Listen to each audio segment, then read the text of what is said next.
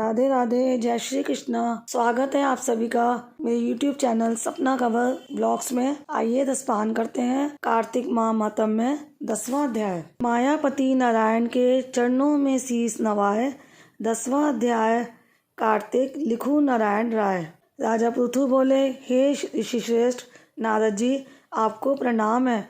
कृपया अब ये बताने की कृपा कीजिए कि जब भगवान शंकर ने अपने मस्तक के तेज को क्षीर सागर में डाला तो उस समय क्या हुआ।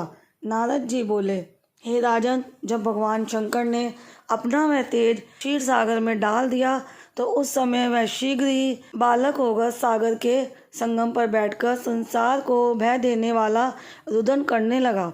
उसके रुदन से संपूर्ण जगत व्याकुल हो उठा। लोकपाल भी व्याकुल हो गए। चराचर चलायमान हो गया। शंकर सुवन के रुदन से संपूर्ण ब्रह्मांड व्याकुल हो गया।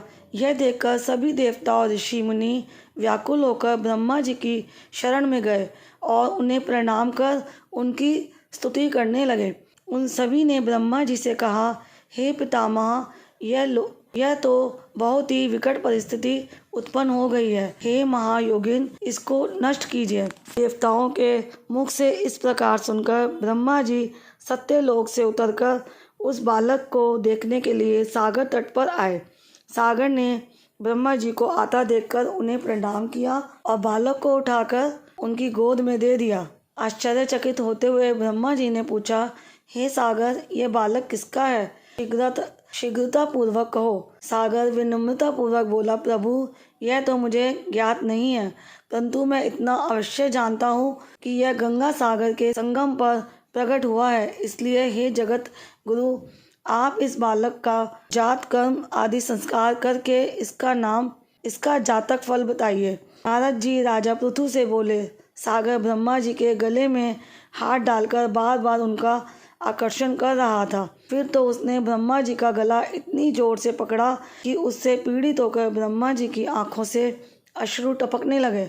ब्रह्मा जी ने अपने दोनों हाथों का जोर लगाकर किसी प्रकार सागर से अपना गला छुड़वाया और सागर से कहा, हे सागर, सुनो, मैं तुम्हारे इस पुत्र का जातक फल कहता हूँ। मेरे नेत्रों से जो यह जल निकला है, इस कारण इसका नाम जलंधर होगा।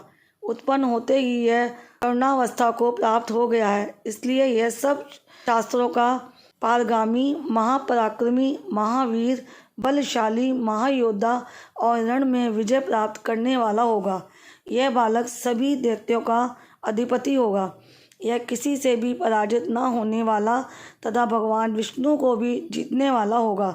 भगवान शंकर को छोड़कर यह सबसे अवश्य होगा, सबसे अवध्य होगा।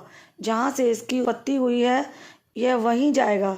इसकी पत्नी बड़ी पतिव्रता, सौभाग्यशालिनी, सर्वांग सुंदरी, परम मनोहर, मधुर वाणी बोलने वाली तथा शीलवान होगी। फिर से इस प्रकार कहकर ब्रह्मा जी ने शुक्राचार्य को बुलवाया और उनके हाथों से बालक का राज्याभिषेक कराकर स्वयं अंतर्ध्यान हो गए।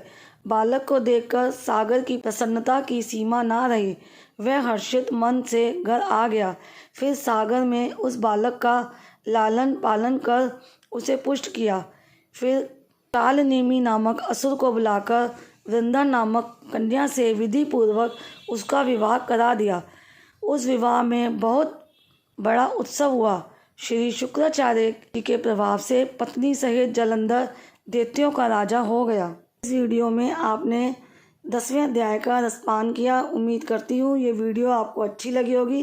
वीडियो अच्छी लगी है तो वीडियो को लाइक शेयर ज़रूर करें और चैनल पर पहली बार आए हैं तो चैनल को सब्सक्राइब भी करें और कमेंट बॉक्स में जाकर तुलसी माता की जय ज़रूर लिखें।